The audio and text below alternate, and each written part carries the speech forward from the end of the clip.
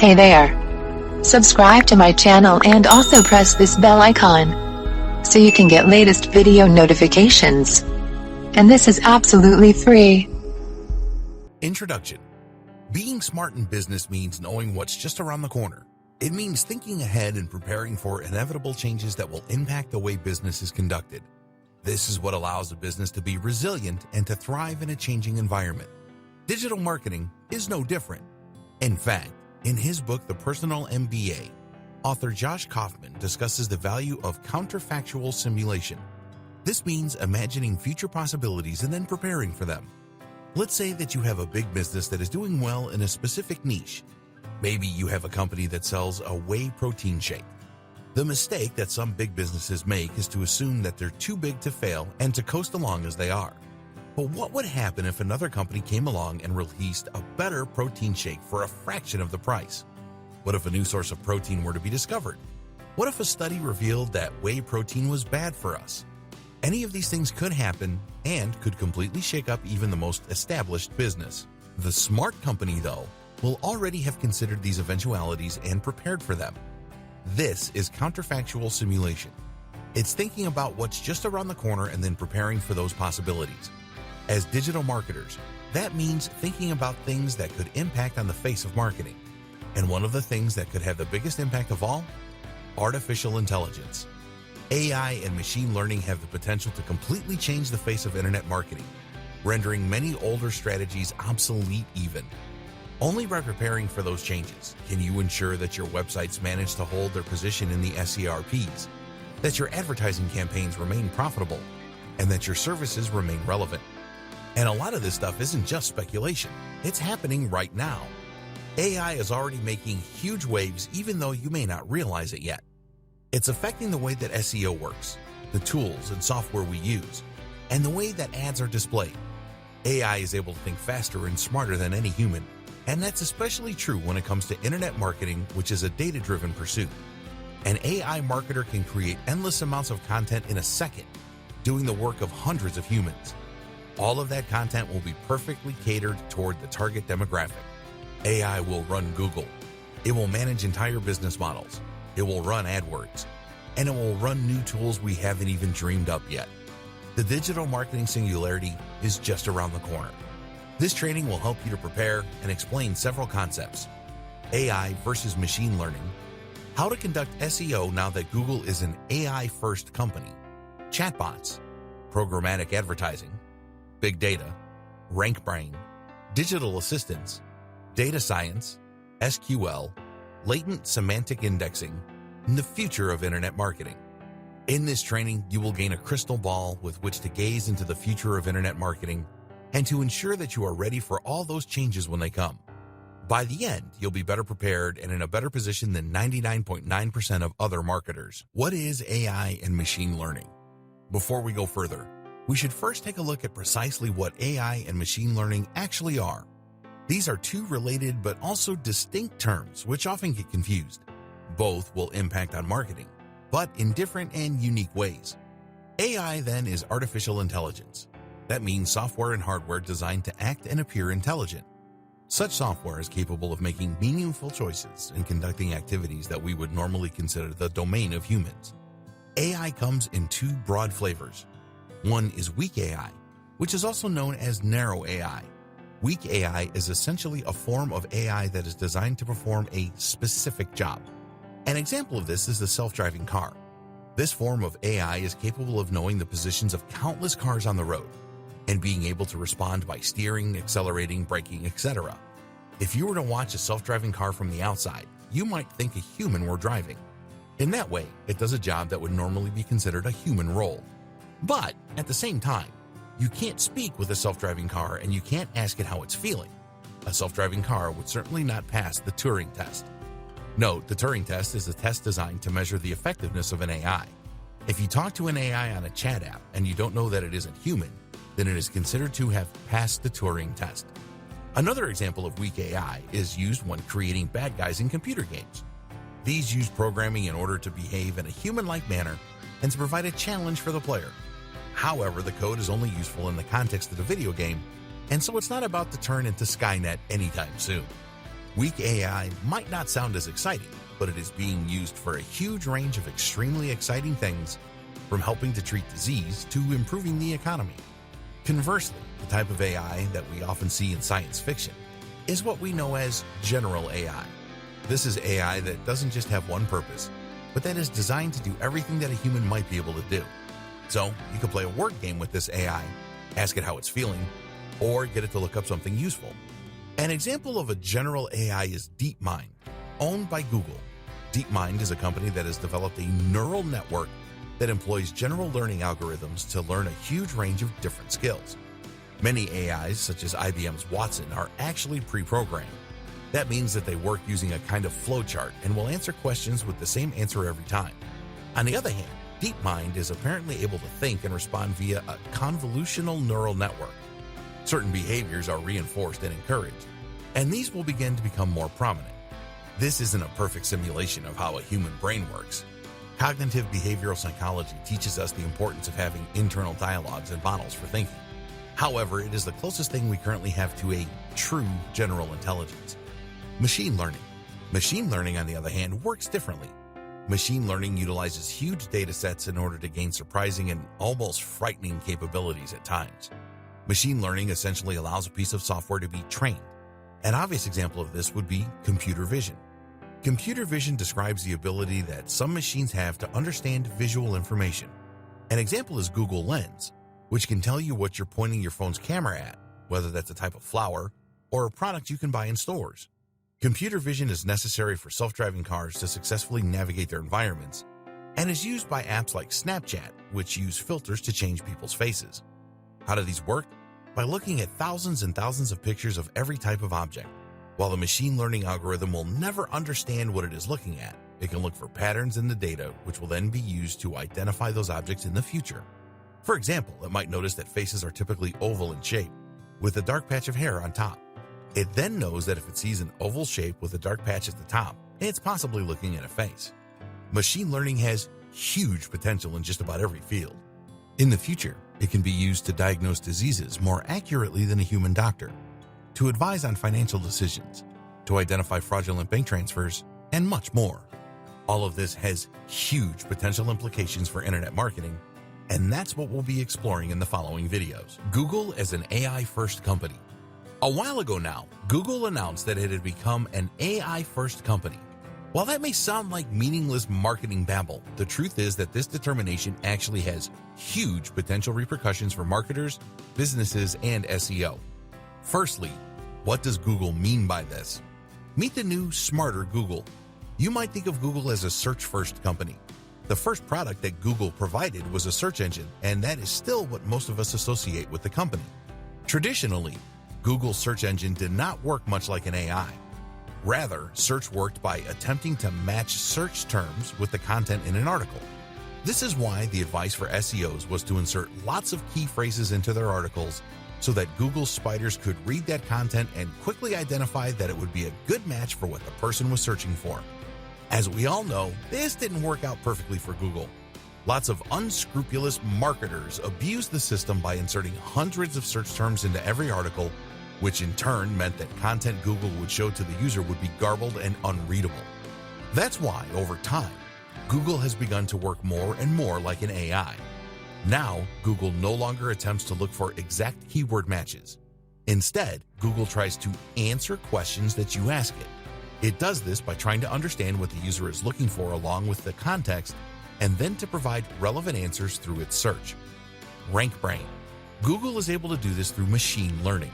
Specifically, it uses a form of natural language processing, which Google refers to as RankBrain. RankBrain is at least partly responsible for helping Google to cope with phrases and words that it hasn't seen before.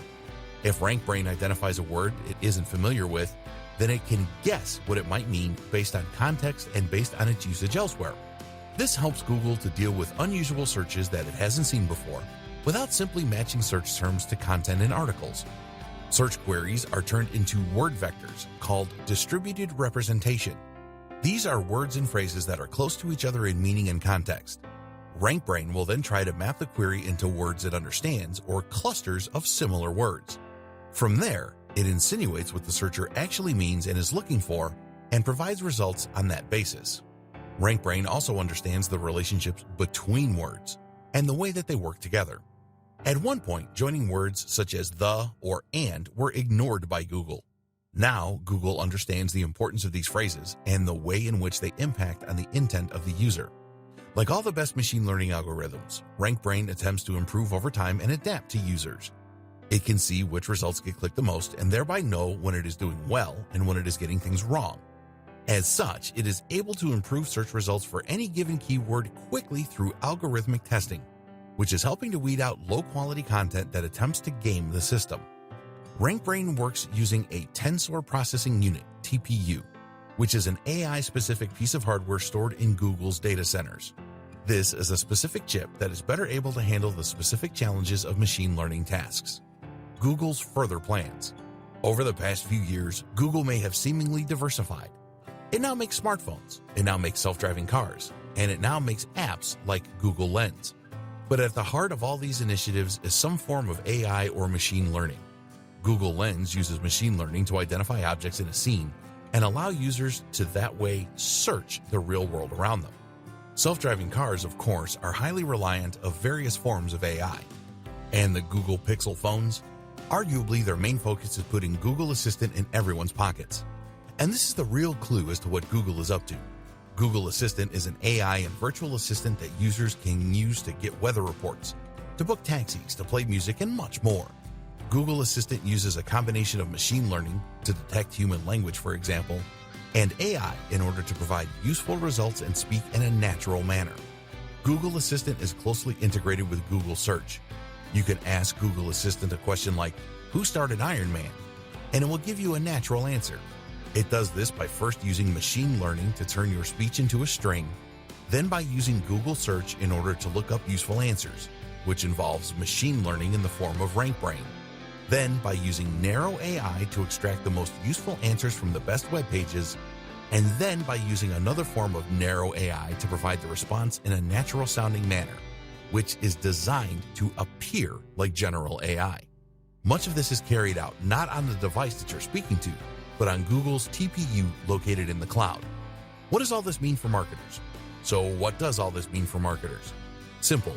It means that Google wants to be able to understand your content and extract the most useful information. It no longer wants you to use rigid keywords, and it wants you to prepare for a more voice-driven form of search. Google is betting big on AI and machine learning. It believes that in the future, AI assistants will be huge, and it wants Google Assistant to be number one. It envisages a future where we spend less time staring at our devices and instead get the information we need by asking our phones or our Google Homes. We'll speak naturally to these devices, and they'll provide us with handy answers. Preparing for semantic search. Whether Google Assistant eventually becomes the ubiquitous tool that Google wants it to be or not, the fact remains that Google wants search to become increasingly more natural and human. It already has in many ways. That means that marketers and website owners need to make some changes to the way they do things. It's no longer enough to find a keyword and repeat it a whole lot. You now need to work as though you're speaking with an AI. And that means a couple of things. LSI, Latent Semantic Indexing. Latent semantic indexing is one of the most important things to consider if you're interested in improving your SEO and getting to the top of Google. It's even more critical if you hope to be ready for Google's AI-driven future. Not only is it a powerful concept in itself, but it is also an important microcosm of the broader changes that we are seeing to SEO today. Search engine optimization is a big and very important part of digital marketing, and if you want to drive the maximum number of people to your website or blog, then it's absolutely essential that you have the search engines on board. In the past, SEO has largely relied on creating tons of content around a certain topic and repeatedly using a set number of keywords or key phrases in that content in order to help Google identify the subject and help the right visitors to find your pages. Unfortunately, a few people began to take advantage of this system and began keyword stuffing by using the same keywords over and over again to the point of distraction. Google had to get smarter, and so it did. Today, using the same keyword too much will get you into trouble.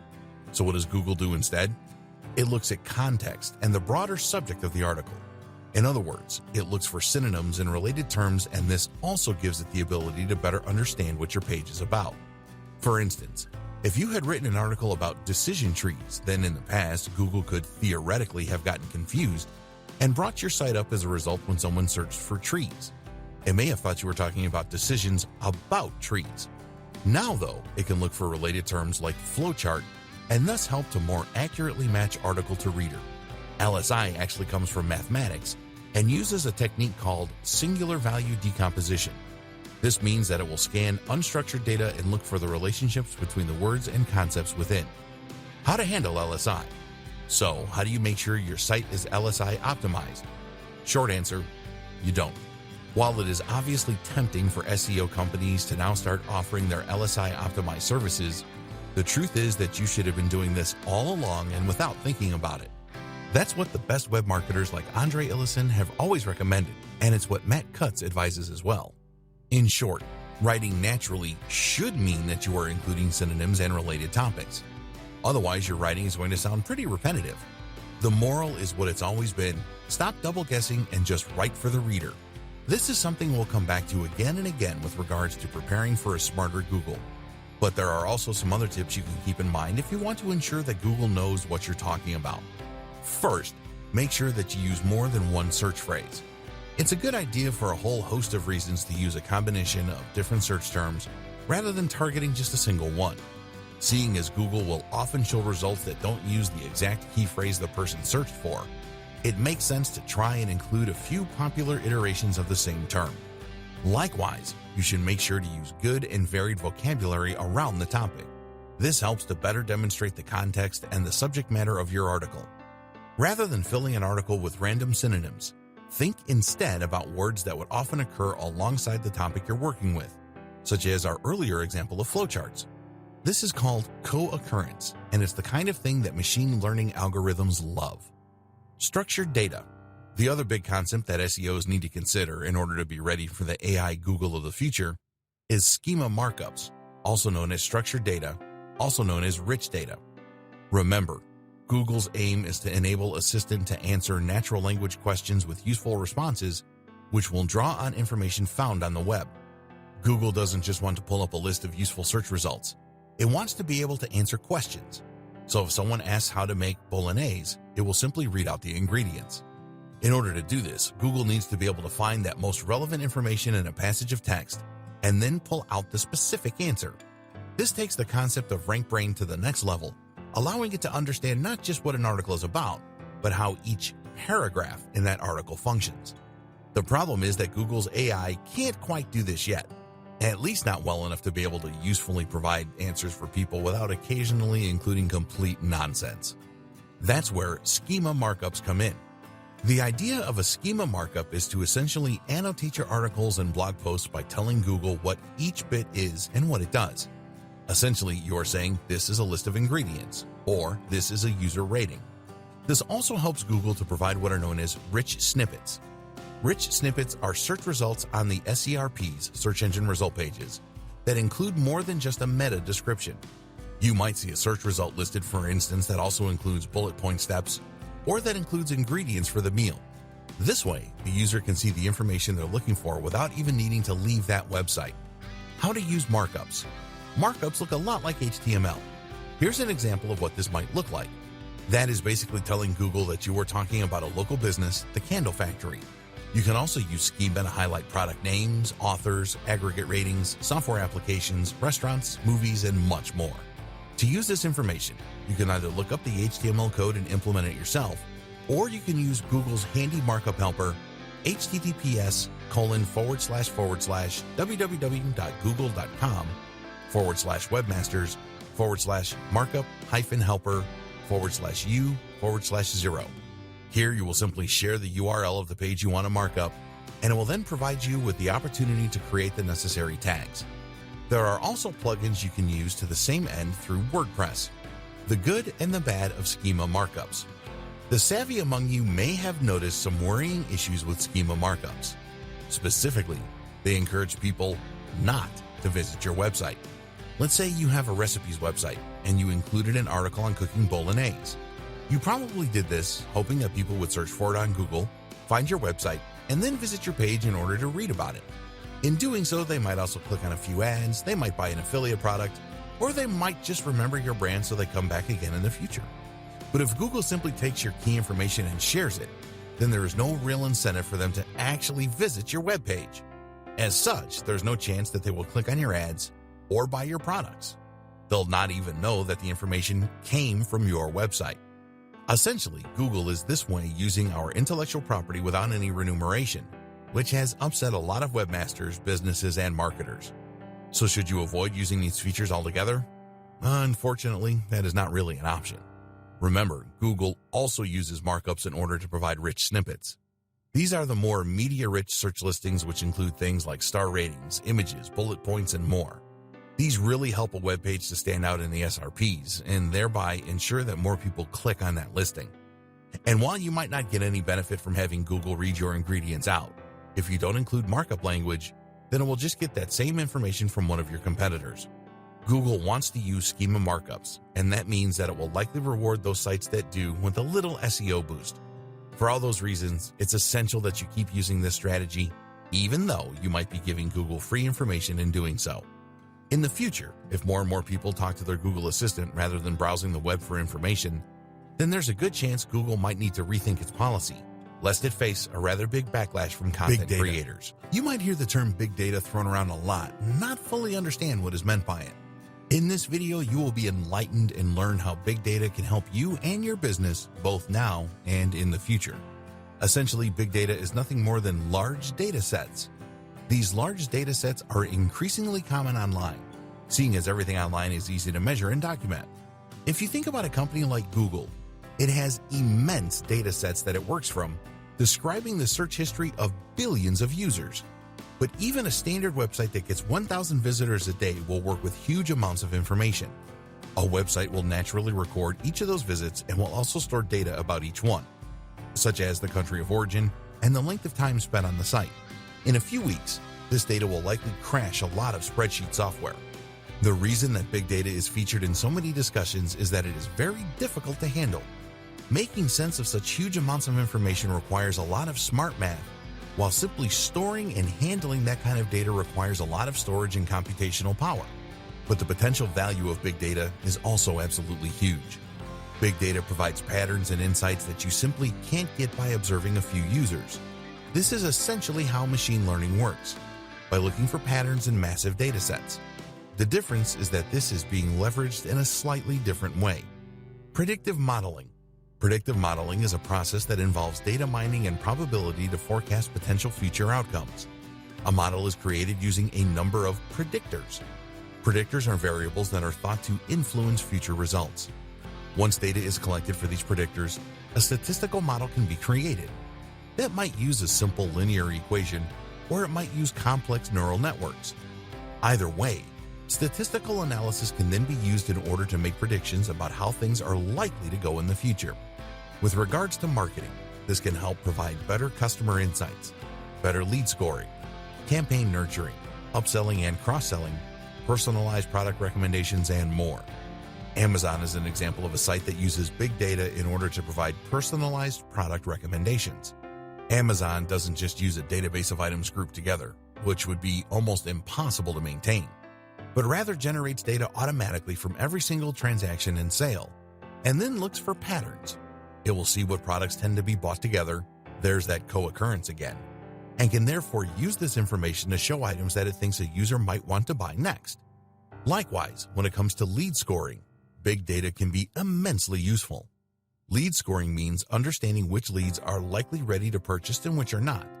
This is immensely useful information for companies that might want to send sales letters to the cross-section of their mailing list that they think will actually buy from them, rather than being put off by the amount of sales material they're receiving. Amnesty International uses segmentation and predictive modeling techniques in order to better identify the right groups to market toward. By collecting data and then looking at what that data reveals about the kinds of people who donate, Amnesty International knows who it should be targeting with its ads, how much they are likely to spend, and how they're likely to do it. Any charity can benefit from this kind of data analysis, as can any business. Collecting big data. If you want to start collecting data for your business, there are a wide number of plugins and tools you can use to do so. You should find that a lot of tools, such as Google Analytics, will allow you to export massive amounts of data in order to work on. You can then choose to use this information yourself or outsource it to a data science organization that can use that information to provide valuable, useful insights. Another good idea to prepare yourself for the future is to allow users to create profiles. By doing this, you can collect much more data on individual users and in future provide better recommendations on an individual basis too. This is something that stores have been doing for decades with loyalty cards. But of course, the digital nature of selling online creates even more potential opportunities. As mentioned, computer vision is the ability for machines and computers to see by learning from huge data sets and machine learning. By observing countless images, a machine can learn to identify images in an object or to navigate an environment without crashing into things. What does this mean for the future of SEO? One big thing, and one thing that you should make sure that you are ready for, is that Google will likely start paying more attention to images on websites. Traditionally, we've been told to avoid using images for things like site names. Why? Because Google can't read an image, and therefore we won't get any SEO benefit from that. But Google does have software that can read text from an image. This is called OCR, Optical Character Recognition. And if you want to see just how good it is, try pointing Google Translate at a foreign language and see it appear in your native tongue in real time. If Google can do this, then it's only a matter of time before it starts reading the text in your images to see if they back up the niche and key phrase that you are targeting with your website. Likewise, seeing as facial recognition is already a big deal when it comes to security and Facebook, it is probably only a matter of time before Google starts using that too. For example, if you write a blog post about Sylvester Stallone, Google might someday look not only at your content, but also at the photos on your page in order to see if there are pictures of Stallone there. Google Images might one day not be reliant on surrounding text at all, but might instead base its results purely on what it sees in the image and whether this lines up with what you're searching for. Issues like image quality are also likely to play a big role in the future. Google might opt not to recommend your webpage if it thinks the imagery on there is poorly chosen and out of place. So what can you do to prepare? For now, the closest thing to communicating with Google via images is the use of markup language and/or file names and alt tags. Using alt tags to describe images can help Google to know what they represent and therefore to better decide if your site is relevant for a particular user. Meanwhile, make sure that all the imagery you are using is relevant and high quality. At its core, machine learning is about evolving. It's about getting more and more data to the point that it can make more accurate assertions. While face detection in images might start out poor, the system evolves and learns to the point where it becomes more accurate than a human. Imagine if you could turn that power to advertising. Imagine if you could show precisely right advertisements to precisely the right people at precisely the right times. Imagine if your advertising campaign evolved to get more and more specific, so that an increasingly large number of viewers clicked on the ads and bought your products. The longer the campaign ran, the more your profits would increase and the less you'd spend on ineffectual ads. That is precisely how programmatic advertising works, and you can start using it right now. What is programmatic advertising? Programmatic advertising campaigns allow marketers to buy native ads on a variety of publisher sites while using smart algorithms to ensure that they are targeting the right viewers at the right times, all while remaining within budget, thanks to a bidding system that allows them to compete for impressions with other advertisers. In short, these campaigns give the precision and quality of native advertising, like banner ads, while at the same time allowing for the control, adaptability, and precision that you would get with a PPC campaign. The net result is ads appearing on the sites of carefully selected publishers, but only when and if they are likely to yield the best results. Programmatic advertising uses a complex algorithm in order to identify your business's ideal customer and then to figure out where they are likely to appear on the web. It will then show the ads in those places and then utilize a learning algorithm. Instead of going from one publisher to another discussing rates, you allow a bot to do all the work for you. More importantly, though, this means that you won't waste money on an ad slot that no one looks at. Your ads will be chosen and honed by a smart algorithm, and the result will be that they get higher CTRs from the right targeted customers. RTB. This is how programmatic buying is different from other PPC or just buying a banner ad on your favorite news site. Giving you further control, meanwhile, is the option to use RTB or real-time bidding. What RTB essentially means is that you are automatically entering into a bidding war each time a page loads based on your predefined budget. These bidding wars allow your ads to compete with other advertisers, around a large selection of different websites that all cater to the specific demographics and context that you have chosen.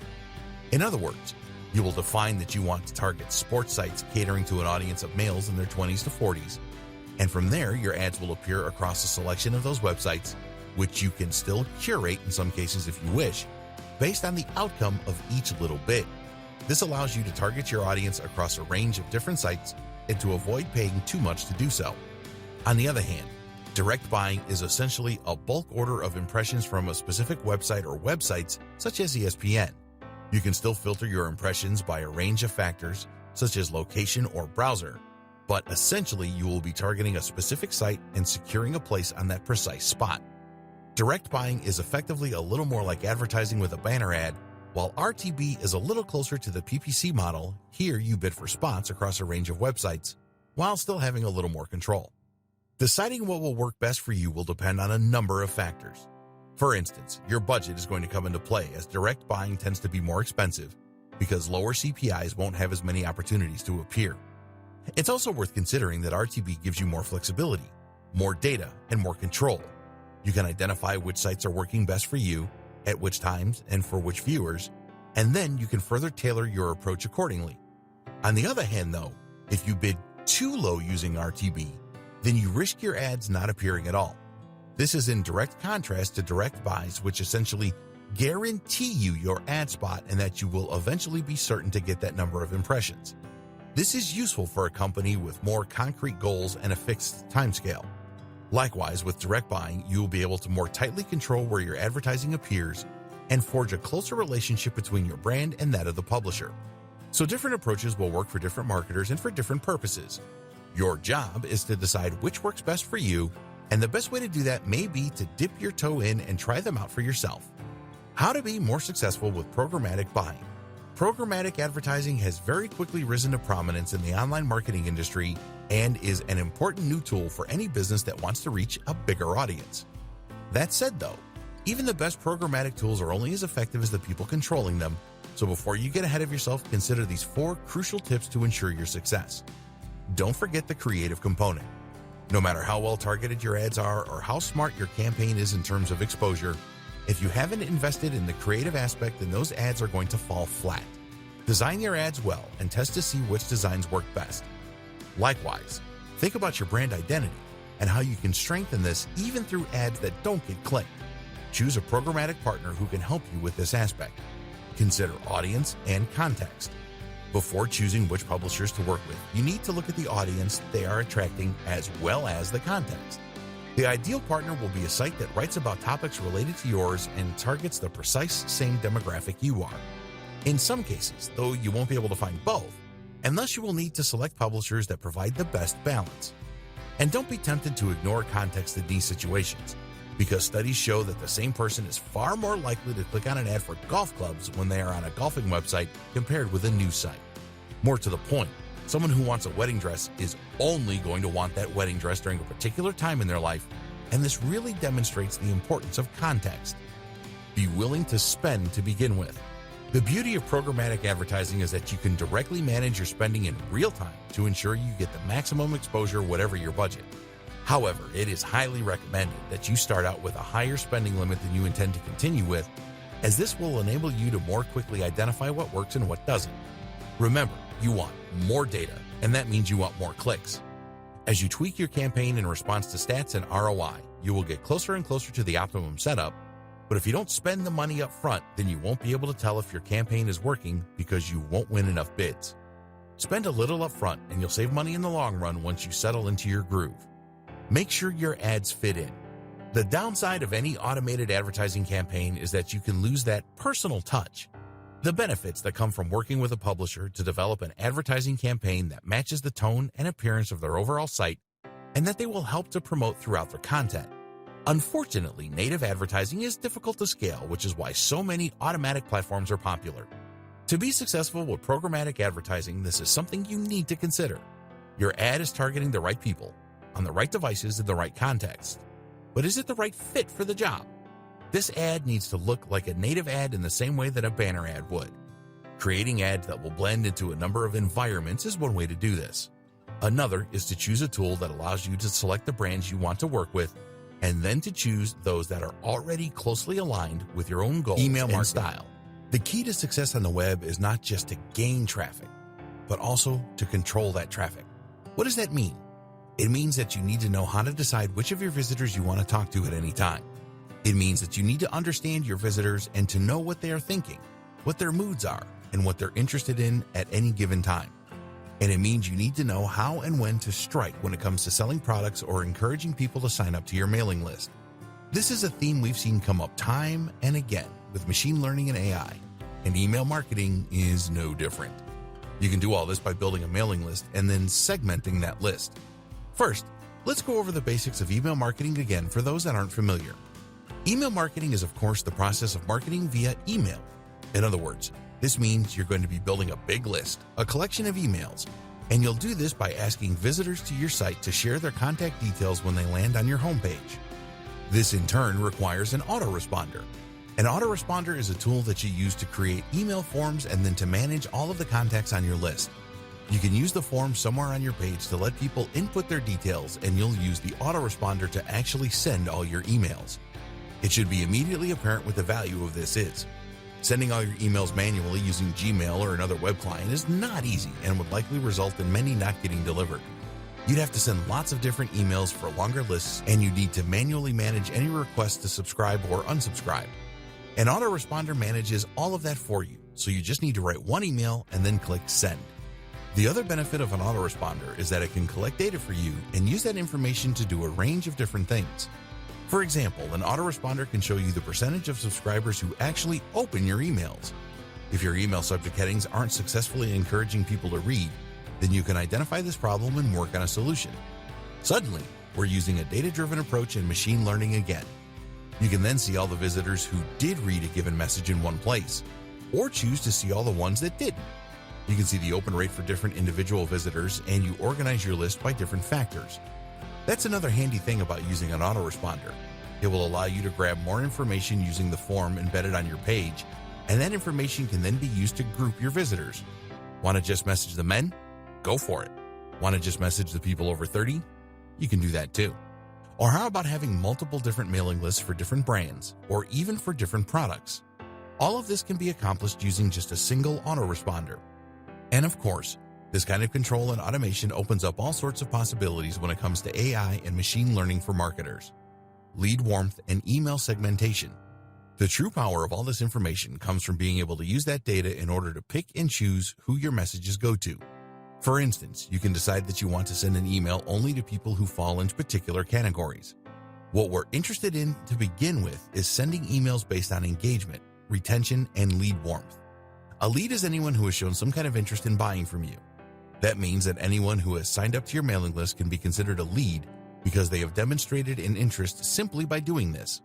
But at the same time, a lead is also anyone who visits your site or who takes your card.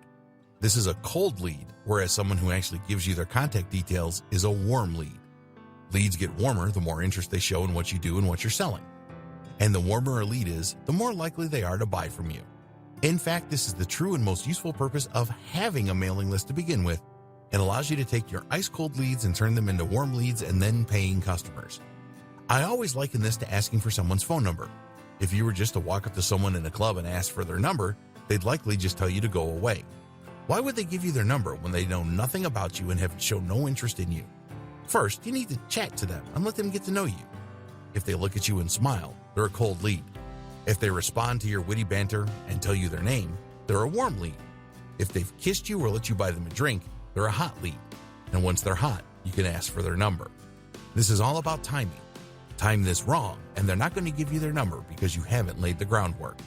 The exact same thing is true with internet marketing. If someone visits your site and you tell them right away to buy your product, they won't. Why would they? You haven't given them any reason to trust you. You haven't told them anything about you. They don't know much about the product. Ask them to hand over their email after a few blog posts though, and you can gently start to increase engagement. This is then when you wow them with all your information and all your knowledge. You entertain them a little and you let them get to know you. If they don't open your emails, that's the equivalent of giving you the cold shoulder. That's like the girl or guy in the club that isn't laughing at your jokes and keeps looking away. If you try and sell to them now, you become spam and you get deleted. and they never return to your website. But if they open your emails, you know you're in with a shot. That means you can then send them some more information about your products and get them excited for your product launch. If during that they still keep opening your emails, then you know you've got an even better chance of success. If you now try and sell to them, there's a much better chance they'll buy from you. Using email segmentation, you can do exactly that. You can see which of your visitors are actually opening your emails, are actually clicking your links, and are scrolling down to the bottom. In fact, using cookies, it is even possible to see which of those visitors has been to your website and looked at your products. You can see who has hovered on your products and been tempted to click buy. Email segmentation combined with machine learning. If you've been paying close attention, then you might already have figured out where this is going. Remember when we discussed big data? We said that you could use predictive analytics in order to better rate leads. This is where things could get really interesting for the autoresponders of the future. Imagine if your autoresponder not only segmented your audience and looked at the open rates and engagement, but if it could look for trends across huge data sets.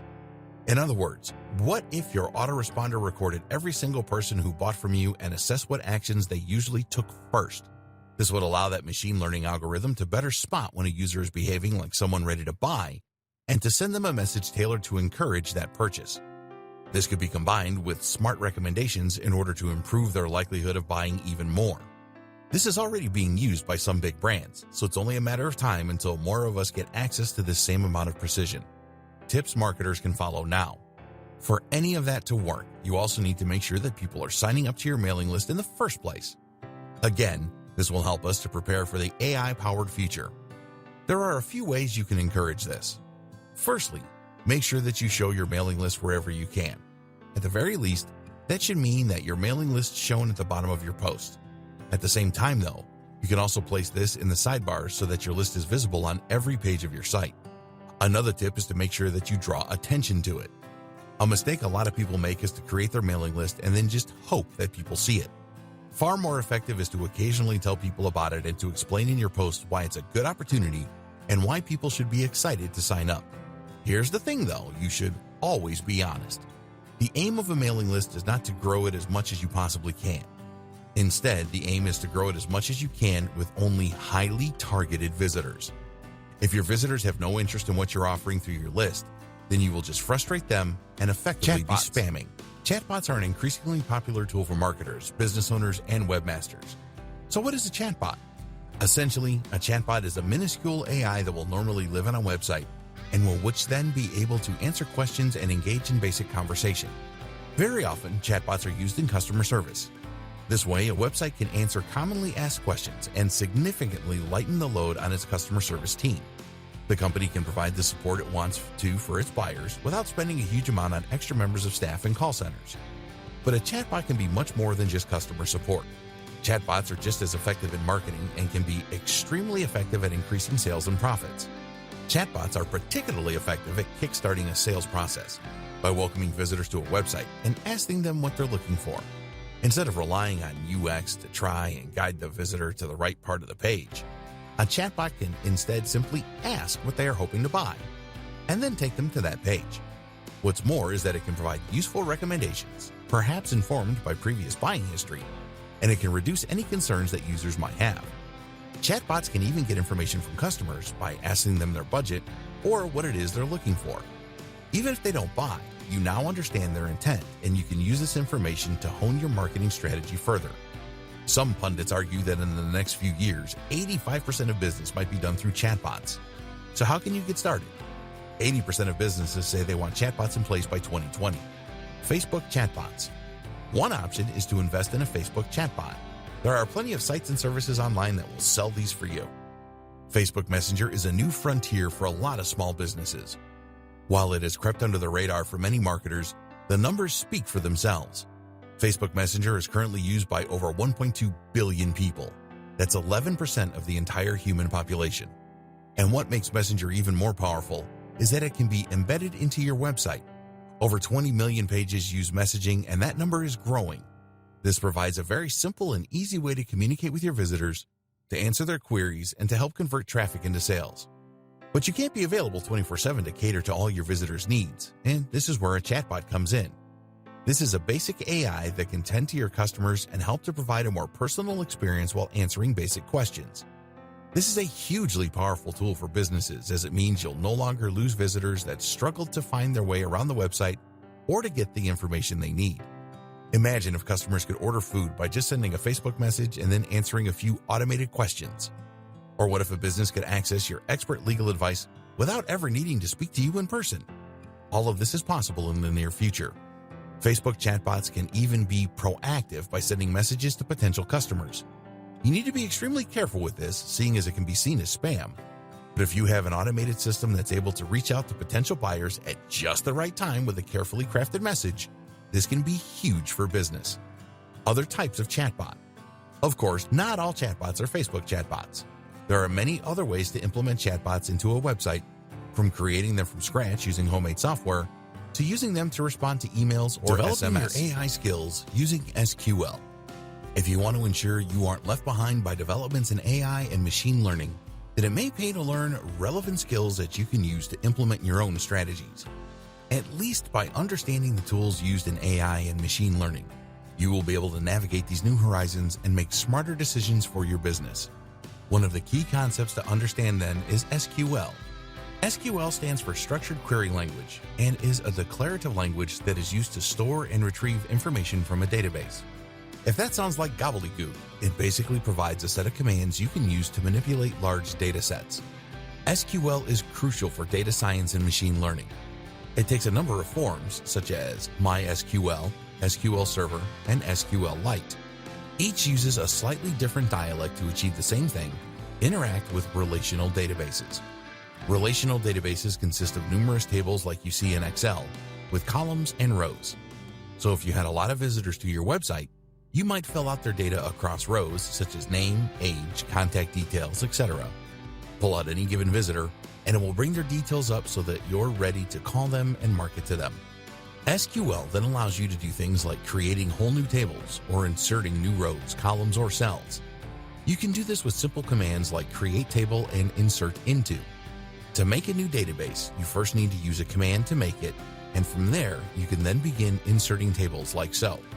One of the most powerful commands is something called select, which allows you to retrieve information across one or more tables. For instance, you can use this to get the details of anyone over a certain age, like so.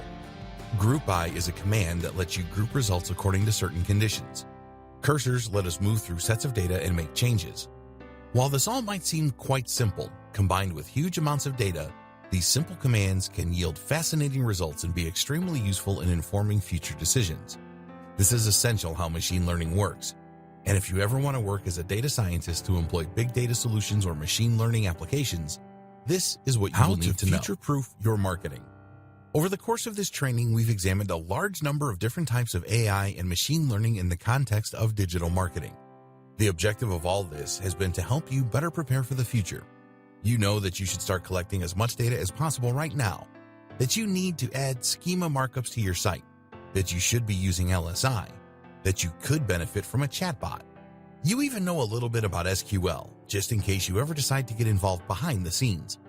But in all likelihood, all of this is going to change a lot more before it enters the scene, and we can't really anticipate just how its impact will be felt. There are huge waves making their way through internet marketing, and the power of AI can't really be understated. Imagine, for instance, what will happen once AI that can write high-quality content becomes commonplace and commercially available. This technology already exists. AI that can write nearly as well as a human. But when it is allowed to cut loose on the web, it could potentially flood the internet with new enough content to double or triple its size in a matter of days. How will we know what's written by a human and what's not? What about when AI can create realistic-looking images? We've already seen the power of deep fakes. How will we know what's real and what's not? We can't really prepare for these scenarios because we don't know how they will play out. So for now, it is best to focus on what we do know. And in particular, as a marketer, that means focusing on Google's move to natural language processing and more human-like interactions. It also means that Google is going to keep getting smarter.